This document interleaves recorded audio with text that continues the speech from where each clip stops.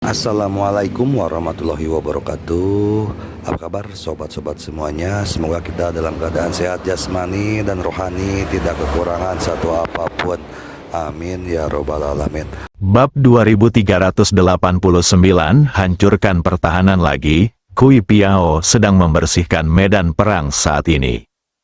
Temukan manajer yang tersembunyi di gedung. Saudari Ming mengikuti suara itu dan datang ke kantor. Melihat Li Fugui memegang Peng Sanlei di tangannya, Saudari Ming bertanya dengan rasa ingin tahu, "Fugui, apa yang akan kamu lakukan dengannya?" Li Fugui tersenyum dan berkata, "Hai, yang tua ini bocah itu sebenarnya berencana untuk bertemu dengan penguasa neraka dengan uang yang diperolehnya. Aku sudah memikirkannya, dan aku tidak ingin kehilangan dia. Karena kita di sini hari ini, kita harus mengawasi bagaimana mereka memotong pinggang orang tanpa anestesi." Ketika Peng Sanlei, yang dipegang oleh Li Fugui, mendengar ini, dia langsung ketakutan. Dia telah menyaksikan pemandangan seperti ini dengan matanya sendiri.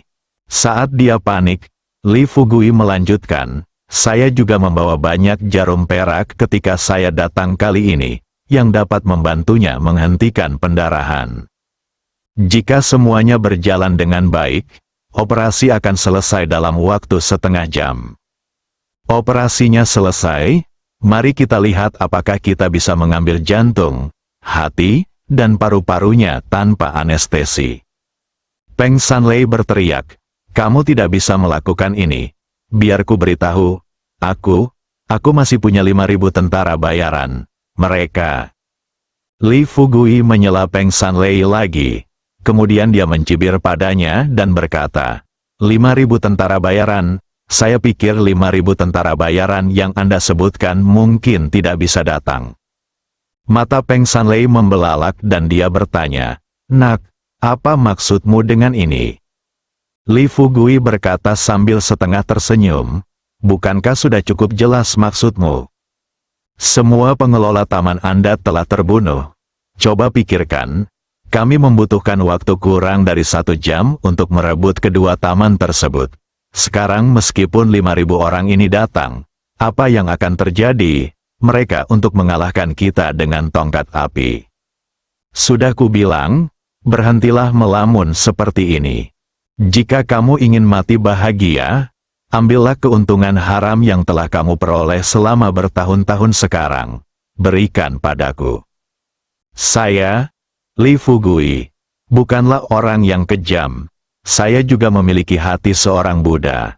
Ketika saya melihat uang itu, saya mungkin bisa menunjukkan belas kasihan dan membiarkan Anda pergi dengan lebih nyaman. Uangnya, bagaimana Anda memperlakukan saya sebelumnya, saya akan memperlakukan Anda sebagai anggota staf yang meninggal di sini. Itu hanya membuat Anda merasakan betapa putus asa mereka sebelum mereka meninggal." Kata panik tertulis di wajah Paman Bai. Dia buru-buru berteriak kepada Peng Sanlei, "Lei tua, apa yang kamu lakukan sambil berdiri diam? Kamu lumpuh. Cepat atau lambat kamu akan mati. Sebaiknya kamu memberinya uang seperti aku.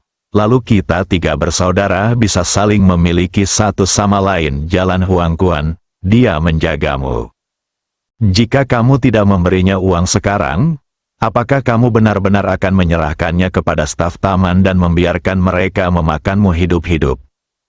Bertahun-tahun, aku seharusnya mengetahuinya dengan baik, kan? Kebaikan dan kejahatan pada akhirnya akan mendapat balasannya. Sekarang setelah pembalasan telah tiba, kita tidak perlu terus mengkhawatirkan hal-hal eksternal ini." Paman Bai lebih transparan daripada Peng Sanlei. Tunggu sampai dia selesai. Peng Sanlei Gang mengertakkan gigi. Dia terdiam selama beberapa detik. Kemudian dia berkata dengan lantang kepada Li Fugui, "Lebih dari 160 miliar. Saya telah menghasilkan total lebih dari 160 miliar dalam beberapa tahun ini. Tidak bisakah saya memberikan semuanya kepada Anda? Saya ingin menanyakan satu hal kepada Anda hari ini. Izinkan aku pergi. Bagaimana kabarku?"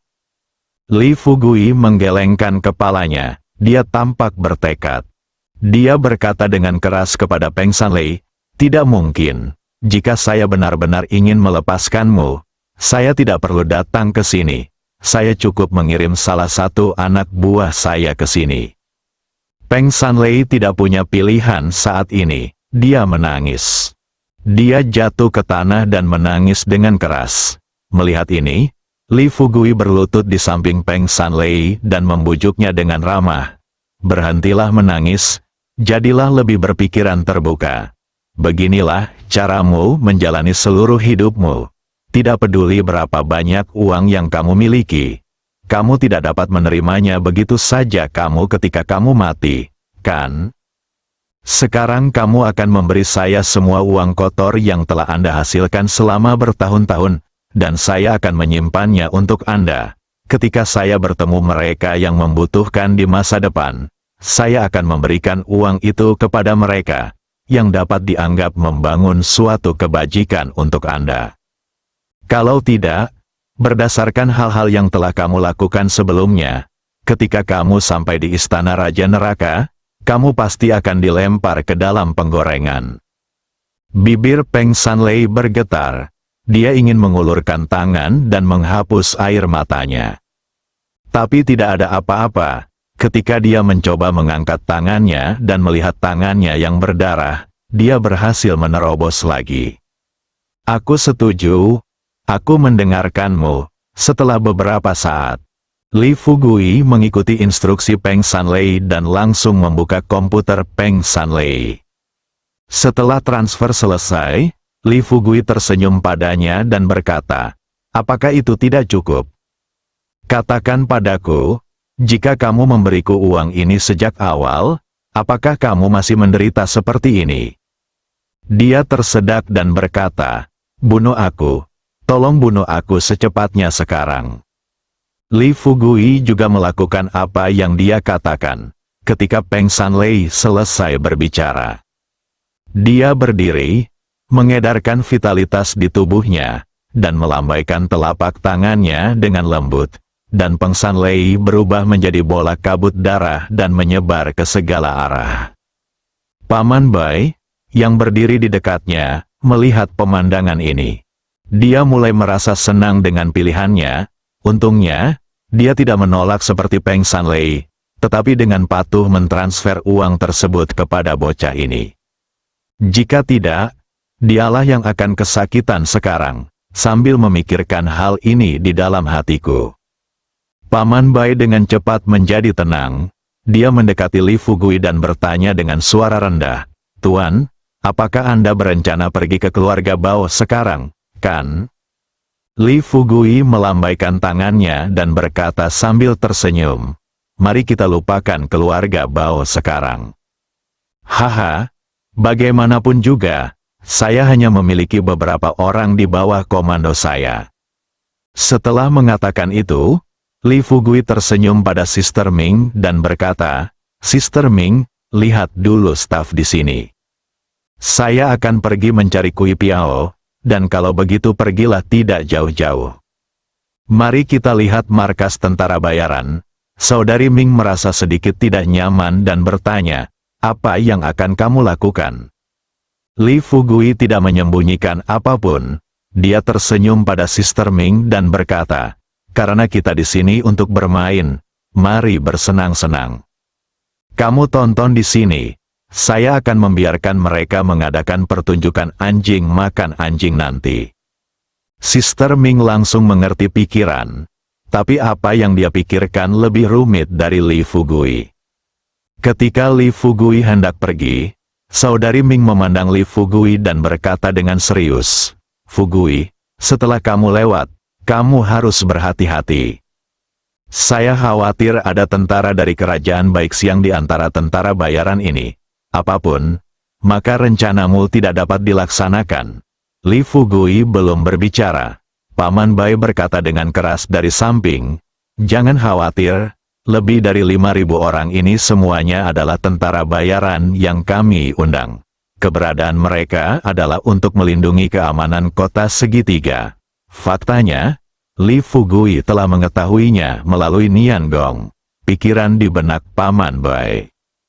Jadi wajar untuk mengetahui bahwa tentara bayaran ini tidak ada hubungannya dengan tentara di sini.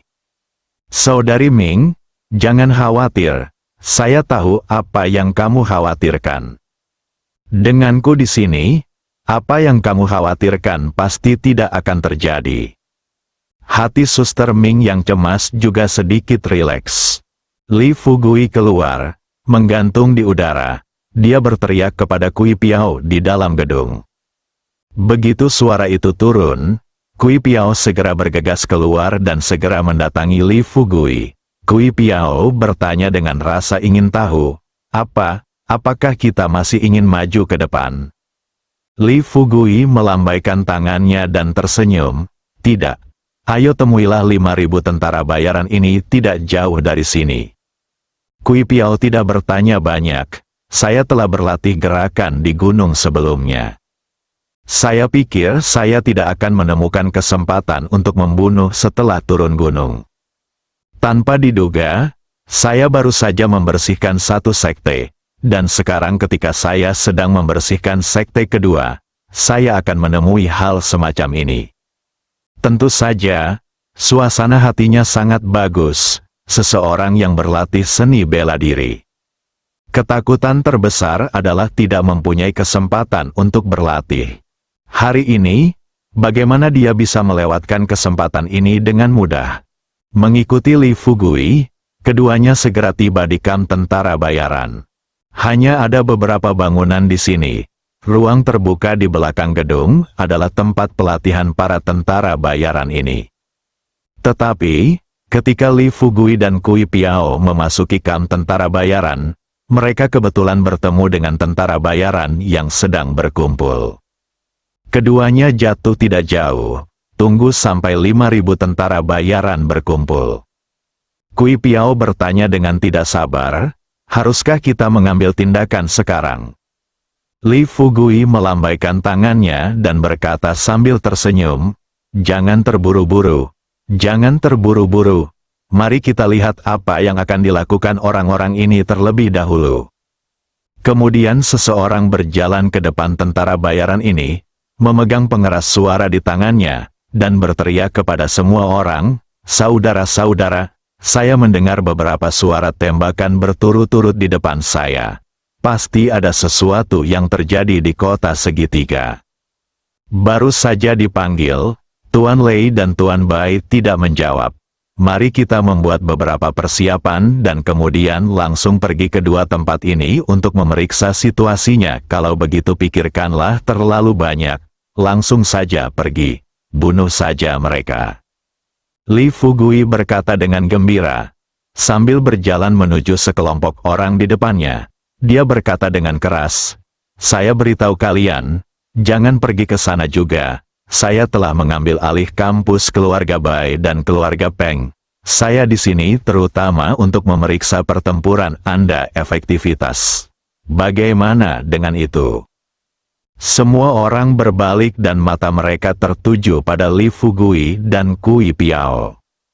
Ketika Kapten Tentara Bayaran melihat ini, tanpa mengucapkan sepatah kata pun, dia mengangkat pistolnya dan berencana membunuh Li Fugui dengan satu tembakan. Sayang sekali, bagaimana kecepatannya bisa dibandingkan dengan Li Fugui. Bahkan sebelum jarinya menyentuh pelatuk, Li Fugui mendatangi Kapten Tentara Bayaran itu dalam sekejap, meraih pergelangan tangannya, dan mencibir padanya, apakah kamu masih ingin menembakku sampai mati? Li Fugui mengerahkan sedikit kekuatan pada jari-jarinya, dan pergelangan tangan Kapten Tentara Bayaran itu langsung patah. Kapten Tentara Bayaran itu mengeluarkan tangisan yang menyayat hati. Ribuan tentara bayaran di depan mereka kemudian mengambil AK yang mereka bawa. Tapi dia tidak menunggu mereka menembak, Kui Piao juga mengambil tindakan dari samping. Terburu-buru ke kerumunan, hanya 3 atau 5 gerakan. Beberapa ratus orang jatuh ke dalam genangan darah. Li Fugui berdiri di depan semua orang, menggunakan vitalitasnya untuk melindungi dirinya sendiri. dan kemudian dengan lantang berkata kepada semua orang, "Jika kamu tidak melawan, aku mungkin bisa menyelamatkan nyawamu dan memberimu kesempatan untuk hidup. Kamu tidak tahu apa yang baik, kamu masih jika kamu berencana untuk menembak dan menggunakan tongkat api patah di tanganmu ini untuk menghadapiku. Kamu dapat melihat-lihat, orang-orang mati ini akan menjadi takdirmu." Mendengar ini, tentara bayaran ini benar-benar tercengang. Mereka merasa seperti sedang bertemu dewa. Faktanya, ini tidak berarti mereka tidak cukup kuat.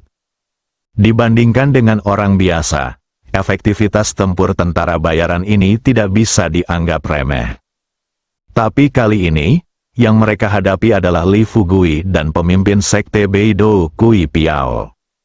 Di mata kedua orang ini, kecuali para kultivator papan atas, semua makhluk hidup lainnya seperti semut. Berurusan dengan kelompok orang ini adalah serangan pengurangan dimensi sepenuhnya. Melihat tidak ada yang berani terus mengambil tindakan, Li Fugui kemudian tersenyum pada semua orang dan berkata, "Bukankah itu cukup? Selama kamu patuh, aku berjanji tidak akan membunuhmu." Ngomong-ngomong, orang yang berdiri di depanmu harusnya adalah pemimpin pasukan, kan? Sekelompok orang di depan mereka mengangguk kebingungan. Li Fugui melepaskan pemimpin tentara bayaran di tangannya dan menyerang dengan telapak tangan. Setelah pemimpin tentara bayaran itu berubah menjadi bola kabut darah, dia melihat ke arah kapten tentara bayaran di depannya dan berkata sambil tersenyum, "Sekarang dengarkan, oke? Bosmu sudah mati. Selanjutnya, jika ada di antara kalian yang bisa memimpin orang ke kampus keluarga Bao dan menangkap bos keluarga Bao, Bao Yantian, hidup-hidup, aku akan memberinya 10% dari properti keluarga Bao." 1. Li Fugui kata-kata itu membuahkan hasil. Kelompok tentara bayaran ini langsung bersemangat. 1/10 dari properti keluarga Bao bernilai puluhan miliar. Bukankah alasan mengapa mereka melakukan hal menjilat darah di ujung pisau di sini hanya untuk menghasilkan uang? Hari ini, peluang menghasilkan uang ada di hadapan mereka. Bagaimana mungkin mereka tidak memanfaatkannya? Pikirkan ini, seorang pemimpin regu segera berdiri dan bersumpah kepada Li Fugui, "Tuan, mohon tunggu sebentar. Saya akan memimpin saudara-saudara di regu kita untuk membunuhnya sekarang juga." Pemimpin tim tentara bayaran berbalik dan melambaikan tangannya. Sebentar, 180 tentara bayaran dengan senjata dan amunisi berkumpul. Pemimpin regu tentara bayaran berdiri di tengah kerumunan dan berkata dengan lantang, "Kamu telah mendengar apa yang baru saja dikatakan kakak ini. Jika kamu menangkap Bao Yantian hidup-hidup, kamu bisa mendapatkan 1/10 dari properti keluarga Bao. Setelah mendapatkan properti ini, aku dan semua orang akan terbagi rata." Dengar ini, kelompok tentara bayaran ini sepertinya telah disuntik darah, berbalik dan bergegas menuju taman tempat keluarga Bao berada. Kapten tim lainnya saling memandang, tapi segera mereka juga sadar, jangan khawatir apakah kita bisa menangkap Bao Yantian hidup-hidup. Bagaimanapun, mereka pasti tidak bisa mengalahkan dua sosok seperti dewa di depan mereka sekarang. Daripada terus menginap di sini, lebih baik mencoba peruntungan di kawasan Bao Jiayuan dulu. Jika mereka bisa menangkap Bao Yantian, mereka tidak perlu khawatir tentang uang mulai sekarang. Namun jika mereka kurang beruntung dan gagal menangkapnya, mereka bisa memanfaatkan kekacauan tersebut dan kabur dari sini agar tidak dibunuh oleh dua orang besar di depan mereka. Saudaraku, apa yang kamu lakukan sambil berdiri diam? Ayo pergi. Menyaksikan sekelompok tentara bayaran bubar dengan tergesa-gesa. Kui Piao, yang belum selesai membunuhnya, melangkah maju dan bertanya pada Li Fugui dengan rasa ingin tahu, "Apakah kamu tidak takut mereka akan melarikan diri jika kamu membiarkan mereka pergi ke keluarga Bao sekarang?" Li Fugui tersenyum dan berkata dengan santai, "Lihat, Lari saja, toh mereka tidak berani pergi ke gunung. Ayo pergi, ayo ambil uang dari Bao Yantian sekarang. Kui Piao melihat ke kejauhan dan mau tidak mau berkata, saya berencana untuk bermain sebentar. Tapi saya tidak menyangka akan berakhir seperti ini. Li Fugui menghadapi keluhan Kui Piao. Dia tersenyum pahit dan berkata, saya tidak menyangka Anda, orang tua, begitu kejam. Ini bukan pertanda baik. Bersambung.